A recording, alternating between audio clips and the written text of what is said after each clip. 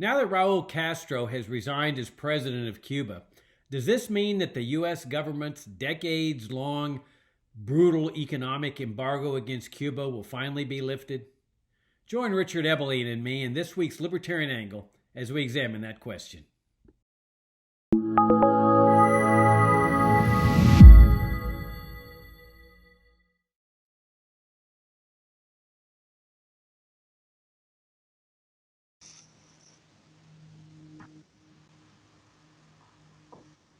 I'm Jacob Hornberger, president of the Future of Freedom Foundation, and this is this week's Libertarian Angle.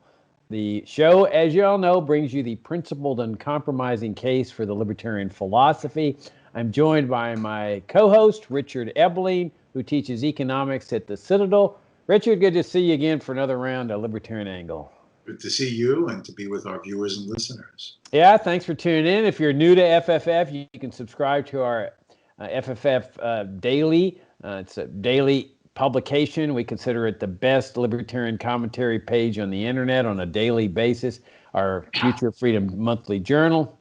And you can also support us with tax-deductible donations, for which we're always appreciative.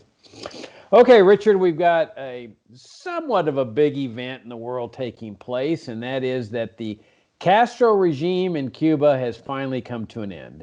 That's true. I'm sure this saddens you, that given your propensity to love socialism and so forth. Yes, did you want to say something immediately? I have nothing against Castro. In fact, I grew up watching Castro convertible couch commercials on television. Okay. Well, I'm referring to Fidel Castro, who, of course, died several years ago. But after he passed away, his brother took over the reins of power. And then he just recently resigned. And so this is the first time since 1959 that the Castros have not been in charge. So that really raises a question that you and I have been raising for the whole 30 some odd years that FF has been in existence, is what are we doing with this brutal embargo? That is the U.S. government's embargo against the Cuban people. What's that all about? I mean, it seems to me like this would be an opportune time to finally lift this thing and stop criminalizing the right of American people to travel to Cuba and spend money there. And so that's what, I think we ought to raise in this segment of Libertarian Angle is, what's this thing all about? Why is it still there? The Cold War supposedly ended back 1989, 1990. Cuba was at the center of that Cold War. Americans had to live with this Cold War hype about this communist outpost 90 miles away during the entire Cold War. And so why didn't the embargo get lifted at that point? Instead, it just continued on and on and on. And my hunch is that it was because the CIA and the military were still terribly angry over what happened at the Bay of Pigs and what happened during the Cuban Missile Crisis. And this was all about vengeance, that they were never going to rest easy until they retaliated against the Castros, preferably through a regime change operation. But absent that, they were going to wait them out till they died. Well, now they've died, so why not lift the embargo now? It's been a brutal foreign policy tool against the Cuban people. It has always targeted the Cuban people with starvation, preferably death in the eyes of the national security establishment, as a way to get the Castros to resign or to get the military to oust them and put in another pro-U.S. dictator. So if you just permit me, Richard, I think I'd like to put this in a historical context. That if we go back to the Spanish-American War in 1898, that was the beginning of U.S. control over Cuba. That the U.S. intervenes in that conflict with the idea that they're going to assist Cuba and Puerto Rico and the Philippines to gain their independence from the Spanish Empire, which was a brutal empire, no doubt about it. But it was a double cross. It was a lie. The U.S. knew that as soon as the war was won, that they were now going to step into Spain's shoes and take control. And they did. They took control over Cuba and Philippines and, of course, Puerto Rico, Guam. And they would not relinquish that control. They had U.S. troops occupying Cuba for a long time. That's how they got Guantanamo Bay, through a fraudulent least that was done under duress. But indirectly, they maintained control over Cuba for about half a century, a little bit more. And then in 1959, the Cuban people decided they were going to revolt against the U.S. supported dictator there, a guy named Fulgencio Batista, who was about as corrupt and brutal as dictators come, even though he was pro-U.S. He had gotten into bed with the mafia, this criminal organization. They were running the casinos. They were giving him a cut. The CIA was all involved with supporting Batista. They thought he was wonderful. And then what precipitated the revolution, people think that Fidel Castro initiated the revolution. It really wasn't him. That Batista had this policy of sending out his government goons in the countryside to kidnap young girls, minors, and then bring them back to Havana and serve them up as sexual perks for the well-heeled gamblers in the mafia's casinos. And there's a woman named Celia Sanchez who had one of her young friends be victimized in this program. And she's the one that actually started the Cuban Revolution, and then Castro gets involved in it. But there was a real reason why people were very dissatisfied with Batista's dictatorship. So they win, the revolutionaries win, and Castro ends up being installed into power. And before long, he says, look, we just want our independence. Well, that didn't go over very well with the U.S. government. They'd been controlling Cuba all this time. And so the tensions start ratcheting up. That's where the embargo comes in. Castro starts turning to the Soviet Union for support. And the thing just gets totally out of control. And so you've got the Kennedy administration with the Bay of Pigs invading Cuba with these Cuban exiles. You got the embargo. You have Operation Mongoose, which consists of sabotage and terrorism. My question, Richard, is what authority did the U.S. government have to do any of these things? I mean, Cuba is a third world country, but an independent country. I mean, why doesn't it have the right to have a communist regime or a socialist regime, regardless, without interference with the U.S. government? I mean, we've had this socialist welfare state here in America since Franklin Roosevelt's administration, and nobody questions the right of the American people to establish their own socialist economic system. Why didn't Cuba have the same authority? And where in the Constitution does it authorize the U.S. government to have an embargo or assassination attempts? That's the other bizarre thing about this, is that the national security establishment took the position is, well, if a person's a communist, we have the authority to kill him. Really, where does that authority come from? It's certainly not in the Constitution. Neither is the authority to impose an embargo. And so I think that's where we really have to think in this country is a deeper level, a fundamental level of what business did the U.S. government ever have in interfering with the internal affairs of Cuba? Why wasn't that their business from the very beginning? Because there's no question, nobody refutes the fact that Cuba never attacked the United States, never threatened to attack the United States, never initiated any kind of violence. Under what authority did the U.S. government initiate sabotage, terrorism, assassination, and embargo against the Cuban people and against Cuban officials? What do you think, Richard? Well, I'm a little frustrated by what you said, because since we've been moving more and more in the socialist direction, I've been waiting for the Luxembourger or Liechtenstein liberators who would come over us and free us from our socialist regime. I want the Luxembourgers to free me. Where is their armed forces to make America free? And you seem to not be sympathetic to that type of foreign policy. So I'm really depressed. But, you know, I think you also have to be a little cautious here. I mean, the United States didn't jump into these things like the embargo. I mean, John F. Kennedy waited until he had successfully had a large inventory of Cuban cohibas before he really signed off on the embargo, you know, because he had to make sure that his convenience and comforts with a smoke would not be disturbed by the requirement of him breaking his own law. So, I mean, people didn't rush into these things. It was tempered and proportional.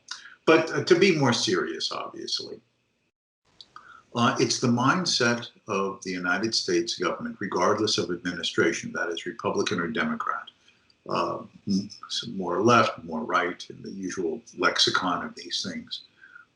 It has been an attitude of the U.S. government and its foreign policy establishment since since the 1940s that it is the duty and the responsibility of the United States to play keeper of the flame of its definitions of freedom and democracy around the world. If not for the United States, Hitler would have conquered much of the world and would have been uh, unable to be overthrown. Then in the post-war period, there's the Soviet Union. And if not for the United States, communism would have enveloped and taken over the world. Therefore, the mantle of global salvation fell upon the shoulders of the United States. Now, that mindset is the one that led to the U.S. Remaining in West Germany, in its occupation zone in Germany at the end of the Second World War, in the formation of NATO, of its emergence of military and alliances with Asian countries, with the insistence that any extension of the appearance of communist control in a Western hemispheric country would bring down the power of the United States to prevent it getting a toehold. This was the case in Guatemala in 1954, for instance. It was the reason why the United States was sympathetically supporting the Batista regime against Castro's rebels during the civil war in Cuba that began in '59 and ended with Fulgencio Batista boarding a plane right on the early hours of January 1, 1959. And as he flies off to Spain, Castro and his forces enter Havana. And so as part of this, the U.S. has said that Cuba must not be allowed to be a toehold of communism in the Western Hemisphere. As you said, 90 miles from Key West. And as a consequence, they therefore would determine that the only legitimate government that could be in Cuba is one that was at least neutral in some way, that they would talk about neutral third world countries, but more preferably one that was aligned with the United States, regardless of its ideological labeling.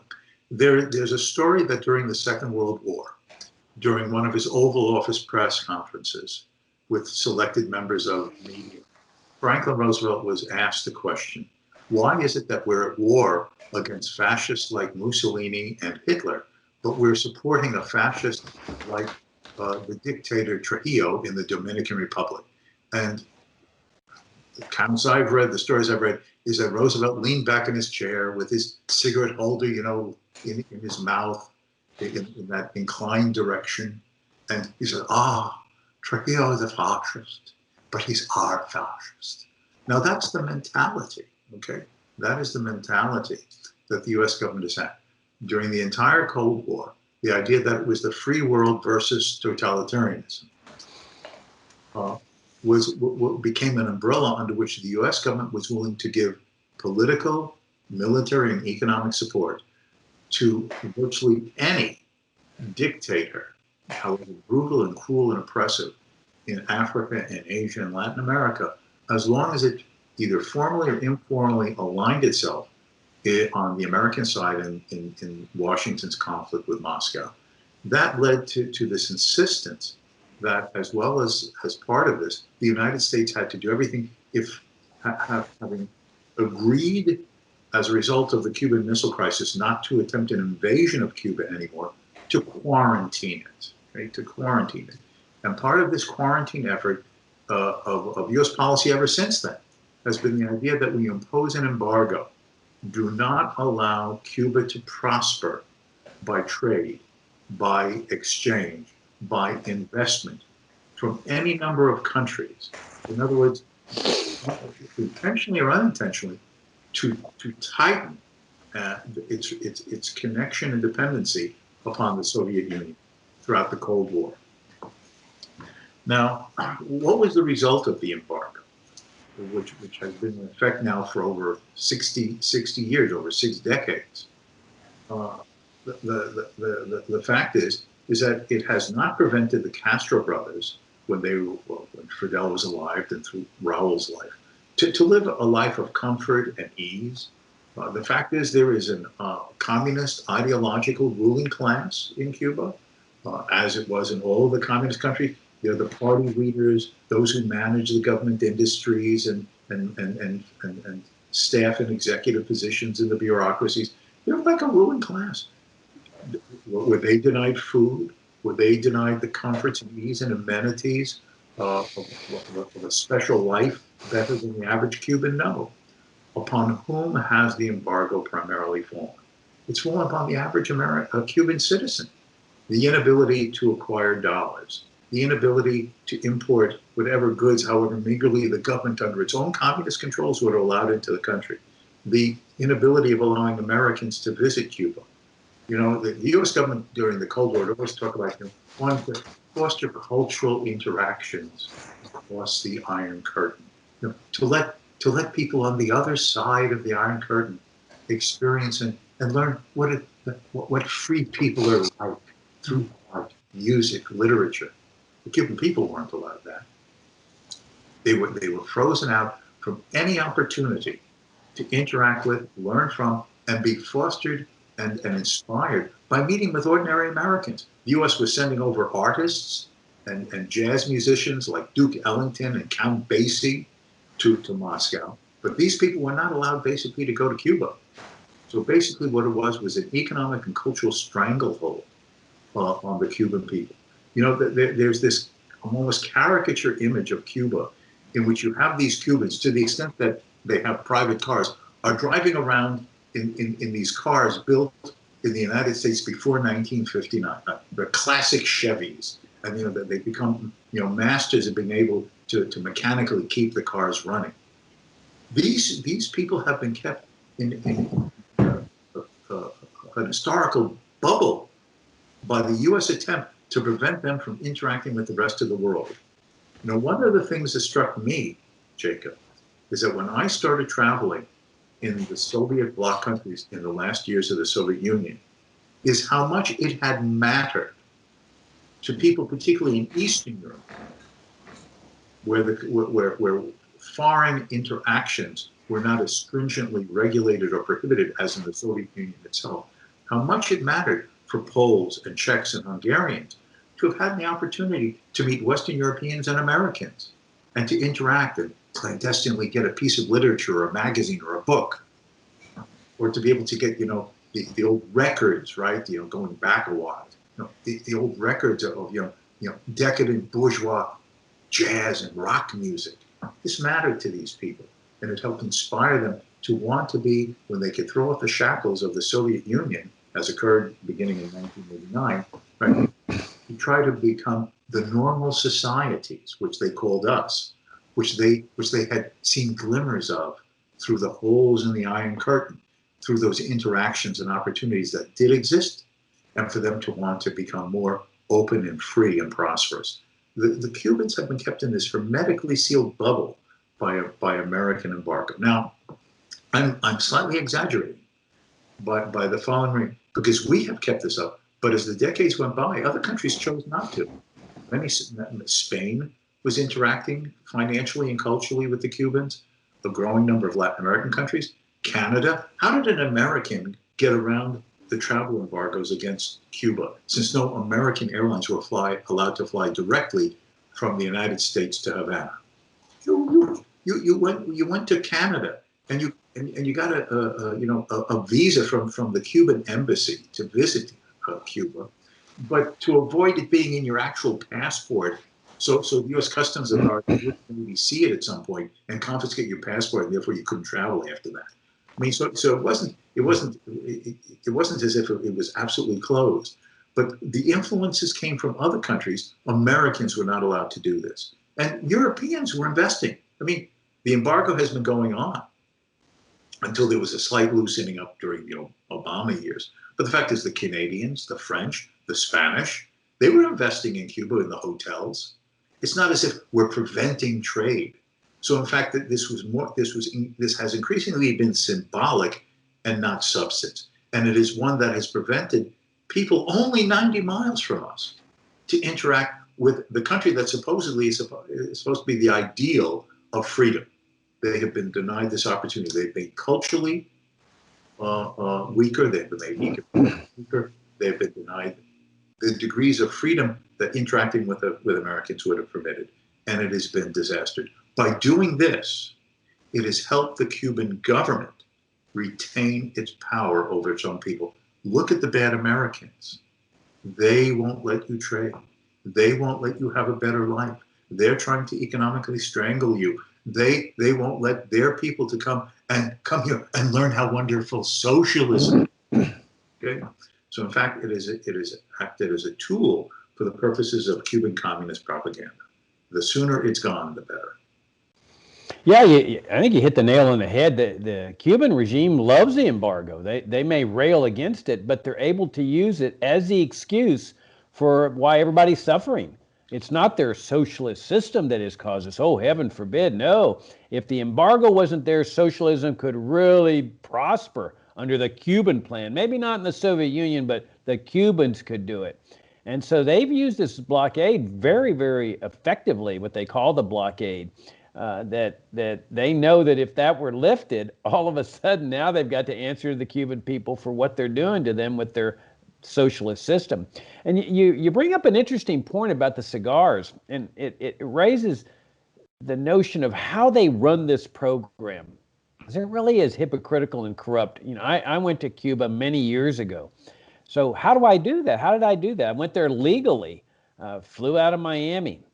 Well, I applied for a license from the Treasury Department. In other words, would you give me permission not to travel to Cuba, but to spend money there? Because you see, from the very beginning, they didn't want to make it illegal to travel to Cuba because they understood that freedom of travel has always been considered a natural God-given right. So they didn't want to create this appearance that they were destroying natural God-given rights. So instead, they said, well, we're just going to make it illegal to spend money there, but not period. Illegal to spend money there without our permission. So as long as you have their permission, then there's no problem with spending money there. But without their permission, threat to national security, the Reds are going to take over America. So I got permission to spend money there. Then I had to go get a visa from the Cuban authorities to go as a journalist. But what everybody needs to recognize is that this embargo is not just an assault on the Cuban people. It is an assault on the American people, on our freedom. The freedom to spend your money however way you want is as natural and God-given and sacred as the freedom of travel or freedom of religion or freedom of speech. It's your money. It's your private property. And they have made it a felony offense. That's the point of this embargo, that people in Cuba don't get sent to jail for violating the embargo. It's the American citizen that gets sent to jail by his own government for spending his money in his own way. And make no mistake about it, they will do it. If they know and they have evidence that you've gone to Cuba and you've spent money there without their official permission, on your return, they will arrest you, they will indict you, and they will prosecute you, and they will do their best to put you in jail. All for this heinous crime of spending your money the way you want.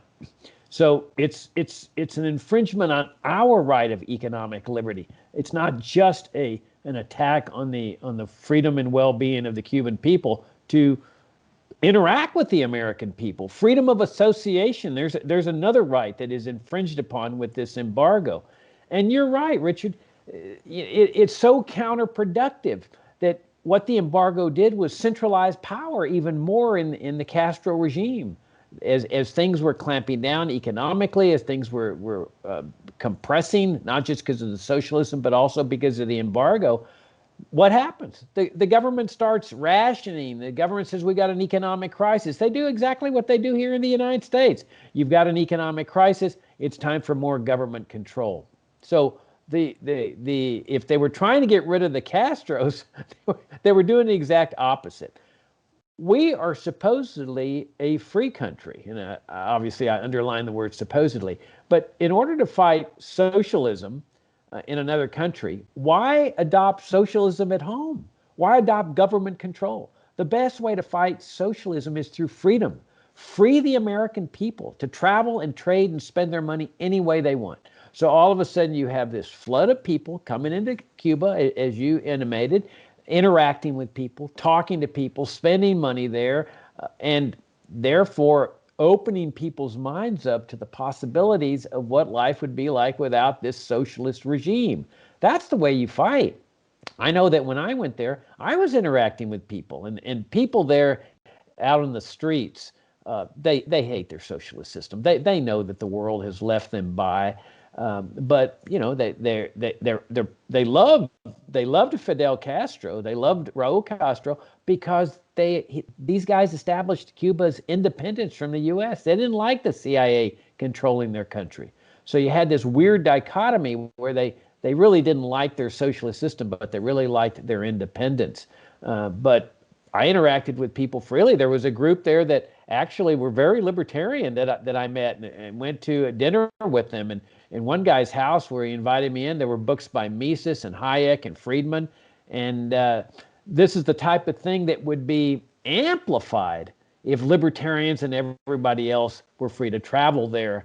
And then it would be up to the Cuban authorities to say, oh, we need to restrict travel here and restrict entry of Americans. This is getting dangerous. But at least then their hypocrisy would be exposed rather than the hypocrisy of the U.S. government.